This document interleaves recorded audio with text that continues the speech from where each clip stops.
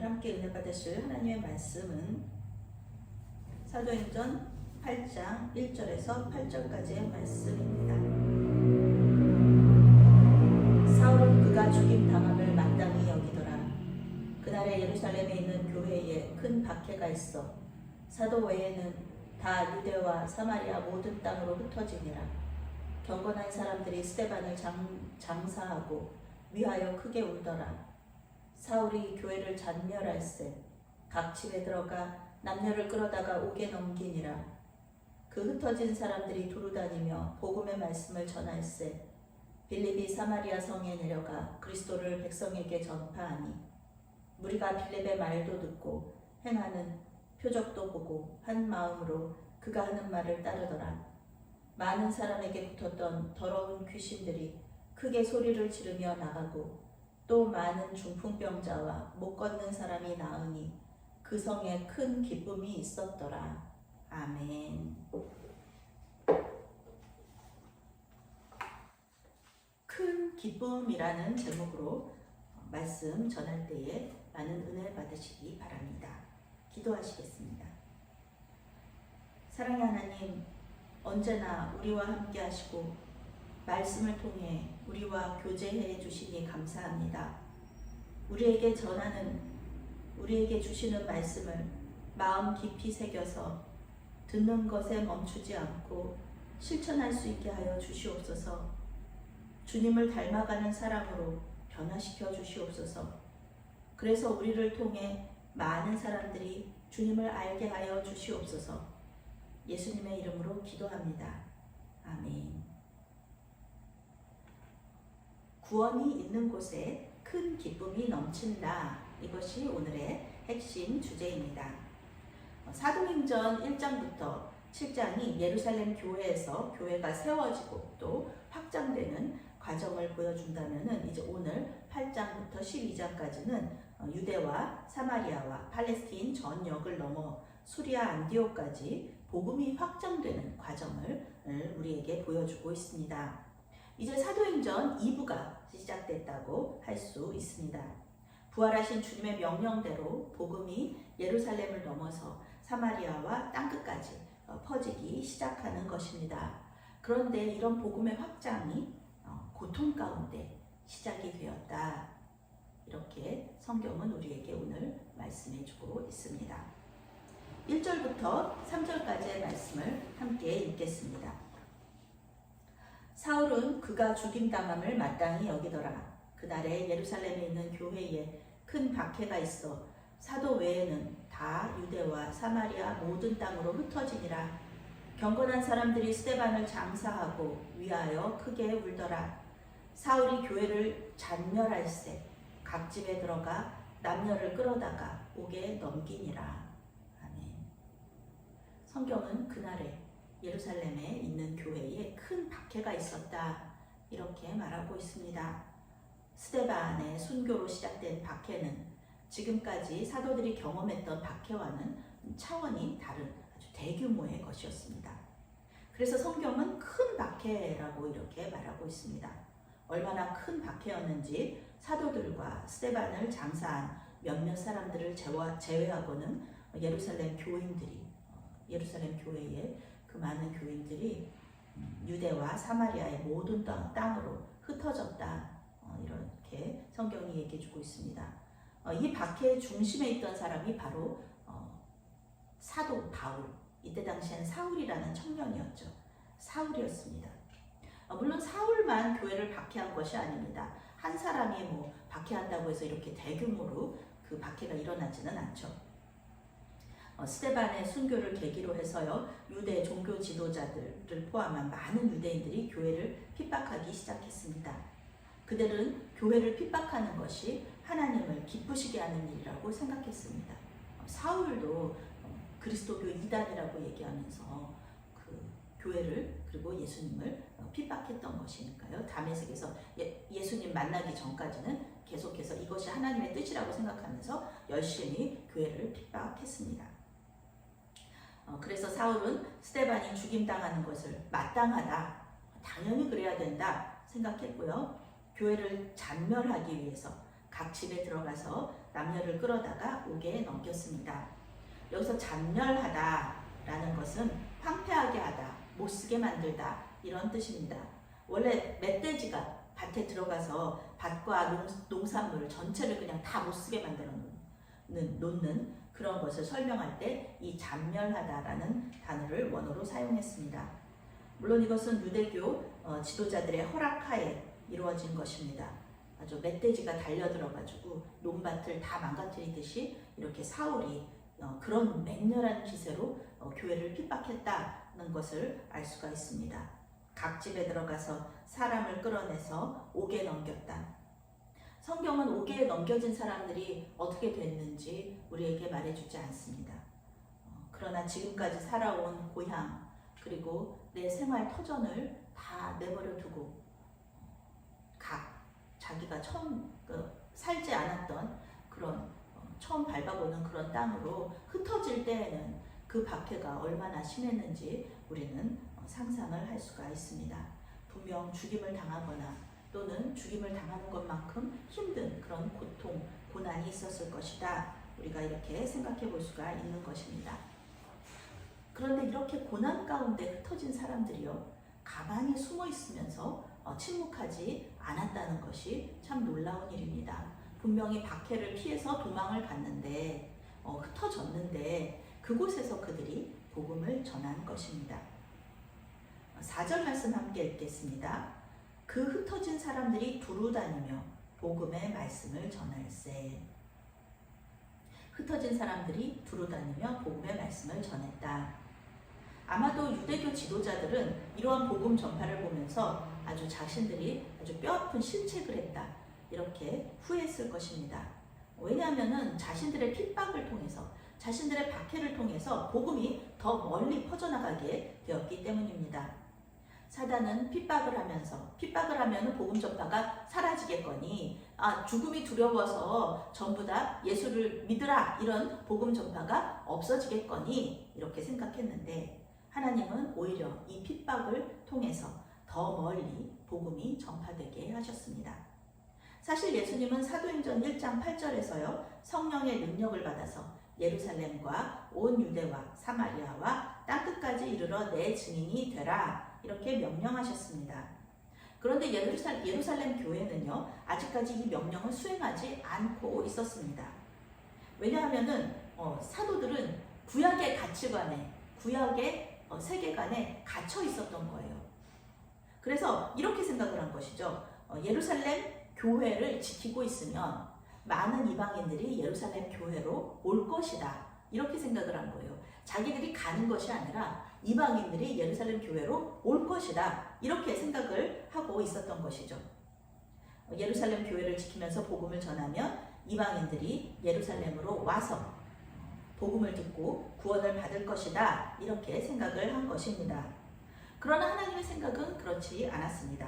하나님은 믿는 자들이 이방인에게 가서 복음을 전하기를 원하셨습니다. 그래서 이 힘들고 어려운 박해의 기간에 복음이 전파되고 믿는 자들의 수가 더 늘어나게 된 것입니다. 이렇게 하나님은 악을 또 선으로 바꿔주시는 이런 놀라운 능력의 하나님이시죠. 사도행전은 이렇게 교회가 성장하는 이야기를 우리에게 들려주고 있습니다. 특히 오늘 말씀은 사마리아 땅에 복음이 전파되는 모습을 보여주고 있습니다. 빌립이 사마리아 성에 내려가 그리스도를 백성에게 전파했다. 이렇게 5절 말씀에서 얘기하고 있습니다. 5절부터 8절까지 말씀 함께 읽겠습니다. 빌립이 사마리아 성에 내려가 그리스도를 백성에게 전파하니 무리가 빌립의 말도 듣고 행하는 표적도 보고 한 마음으로 그가 하는 말을 따르더라. 많은 사람에게 붙었던 더러운 귀신들이 크게 소리를 지르며 나가고 또 많은 중풍병자와 못 걷는 사람이 나으니 그 성에 큰 기쁨이 있더라. 아멘. 사마리아의 복음을 전한 사람은 초대교회의 7 일꾼 중에 한 명인 그 빌립입니다. 예수님의 12제자 중에도 빌립이 있어요. 그런데 그 사람하고는 동명이인입니다. 그래서 같은 일꾼이지만 이제 스데반은 최초의 순교자가 되었고요. 빌립은 오랫동안 살면서 복음을 전했습니다. 빌립은 이방인에게 복음을 전하는 사도행전의 그 2부의 문을 열어주고 있죠. 그를 통해서 사마리아에 복음이 전해졌고요. 그리고 에티오피아 내시를 전도하면서 북동아프리카 지역에 또 복음이 전파되었습니다. 그는 나중에 지중해의 가이사랴라는 곳에 살면서 선지자의 딸들과 함께 복음 전도자의 역할을 계속해서 감당하게 됩니다. 빌립이 사마리아에 복음을 전한 것은 의미 있는 일이었습니다. 예수님은 사마리아에서도 하나님의 나라를 선포하셨습니다. 사마리아 여인의 이야기를 우리는 잘 알고 있죠. 그런데 원래 사마리아 사람들과 유대인들은 서로 상종하지 않은 그런 사이였습니다. 예수님께서 사마리아 여인에게 물을 좀 달라고 하실 때 사마리아 여인이 한 말입니다. 상종하지 않는다. 우리는 상종하지 않습니다. 라고 얘기했는데 그것은 교제하지 않는다. 그런 뜻입니다. 사실 그들은 서로 미워하는 그런 사이였습니다. 유대인들에게 사마리아 사람이라는 말은 욕이었습니다. 그래서 예수님을 싫어하고 미워하는 사람들이 예수님을 사마리아 사람이라고 불렀던 것입니다. 예수님 유대인인데 사마리아 사람 아닌데 사마리아 사람이다 이렇게 말한 것은요 예수님을 욕한 것이죠. 사마리아 사람이라는 그 자체가 욕이었다라는 것입니다. 유대인 역사학자였던 요세푸스는 사마리아인들이 양면성을 가지고 있다. 그래서 믿을만하지 않다 이렇게 비난을 했습니다. 유대인들이 번영할 때는 우리는 친족이다. 우리랑 너희랑 친하잖아. 이렇게 말했다가 유대인들이 어려움 가운데 있으면 전혀 모르는 척을 하는 거예요. 전혀 안 도와주는 거예요. 너희랑 나랑 무슨 상관이야? 막 이렇게 얘기하면서 그러니까 이제 요세푸스가 이들을 비난한 거죠. 양면성 가지고 있다고. 유대인들의 입장에서는 이제 상황에 따라서 말과 행동을 바꿔버리는 이 사마리아인들이 반갑지 않았을 것입니다. 게다가 혈통으로나 또 종교적으로나 순수하지 못하면서 이스라엘의 하나님을 예배하고 모세의 율법을 지킨다고 하고 또 메시아를 기다린다고 하니까 이 사마리아 사람들을 무시하고 미워할 법도 합니다. 그러나 유대인들의 생각과는 상관없이 우리 예수님은 이 사마리아 사람들을 사랑하셨고 또 복음을 전하라고 말씀하셨습니다. 빌립은 그 말씀에 순종했습니다. 그래서 사마리아에 내려갔고 그리스도의 복음을 전했습니다. 성령의 권능을 받은 빌립은 예수님께서 하셨듯이 더러운 귀신을 쫓아내고 중풍병자와 못 걷는 사람들을 고쳐주었습니다. 그러니까 얼마나 큰 기쁨이 이 성에 있었을까요? 구원의 기쁨. 우리가 작게 몸이 아프다가 나아도 감기에 걸렸다가 나아도 얼마 전까지 코로나가 유행이었는데 코로나에 걸렸다가 죽지 않고 나아도 우리가 얼마나 많이 기뻐했습니까? 그런데 더러운 귀신을 쫓아내고 중풍병자 못 걷는 사람들이 걷고 이거는 현대의학에서도 참 하기 힘든 일인데 이런 역사가 일어났으니 얼마나 큰 기쁨이 이 성 안에 있었겠습니까? 이러한 큰 기쁨은 하나님께서 역사하신다는 표적이 되었습니다. 하나님께서 이 사람들과 함께한다. 예수님께서 동행하시겠다는 그 약속이 이렇게 이루어지고 있다라는 복음이 전파되는 아주 큰 그런 복음이 전파되는데 아주 큰 역할을 하게 되었죠. 사도행전 말씀은 계속 이 말씀이에요. 복음이 전파되는 곳에는 큰 기쁨이 있다. 이런 것입니다. 이러한 큰 기쁨이 있었기 때문에 고통스러운 박해 가운데서도 성도들이 믿음을 지키고 복음을 전할 수 있었던 것입니다. 우리가 로마의 그 카타콤 이런 데 가보면은요, 거기서 무슨 큰 기쁨이 있었을까 싶어요. 너무너무 힘들고 어렵게 그 동굴 속에서 살고 묘지에서 살고 일평생을 거기서 태어나서 거기서 죽고 이러는 것들이 뭐가 그렇게 기쁘고 좋았을까라고 생각할 수 있는데요. 주님께서 이렇게 함께 하셨기 때문에 이런 구원의 기쁨, 역사가 있었기 때문에 모든 사람들이 그런 박해 가운데 있으면서도 큰 기쁨으로 하나님을 찬양했다. 이렇게 할 수 있었던 것입니다. 때때로 우리는 고통스럽고 불편한 상황에 처하게 될 때가 있습니다. 편안하고 안정된 상황이 깨지고 한 번도 경험해 보지 못했거나 또 오래전에 경험해서 이제는 생각도 안 나는 그런 상황에 처하게 될 때가 있습니다. 그럴 때 우리는 그 불편한 상황에서 기뻐하기 참 힘들죠. 그 불편한 상황에 감사하기 참 힘들죠. 그런 고난 속에서 우리는 주님 왜 나에게 이런 일이 막 이렇게 얘기하면서 내가 뭘 잘못했나? 우리 주님께서 나에게 무슨 또 말씀하시는 것이 있나? 이렇게 얘기하기보다는 낙심하고 실망하고 그렇죠. 그럴 때가 너무나 많습니다. 그러나 오늘 말씀에서 하나님은 그 상황을 통해 역사하시는 주님을 기대하라 라고 말씀하고 계십니다. 이 상황을 통해서 우리를 사용하시고 또 우리에게 큰 기쁨을 허락하실 것이다. 이렇게 말씀하고 계신 것입니다. 이것이 고난의 신비입니다.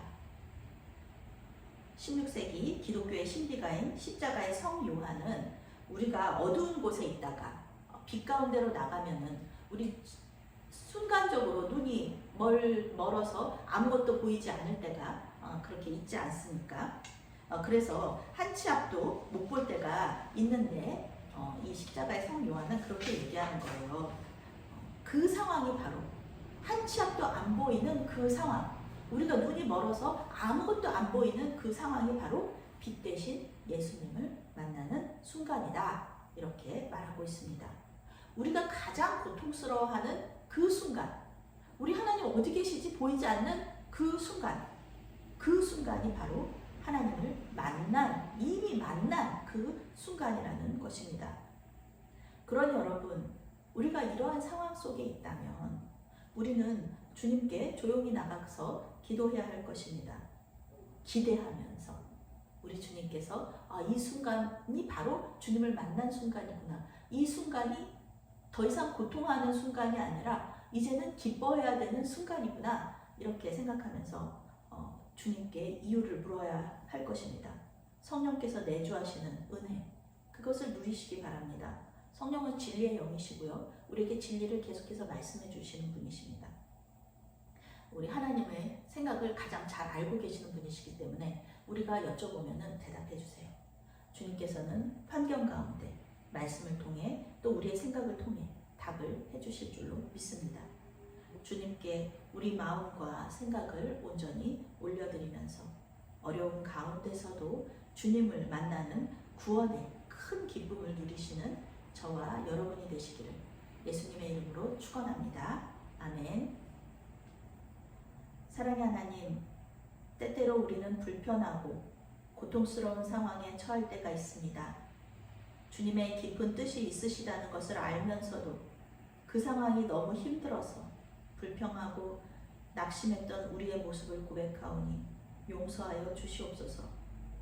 모든 상황 속에서 우리와 동행하시며 우리의 작은 신음도 들으시는 주님을 믿고 의지합니다. 주님께서 고통과 불편함을 큰 기쁨으로 바꾸어 주실 줄로 믿사오며 예수 그리스도의 이름으로 기도합니다. 아멘.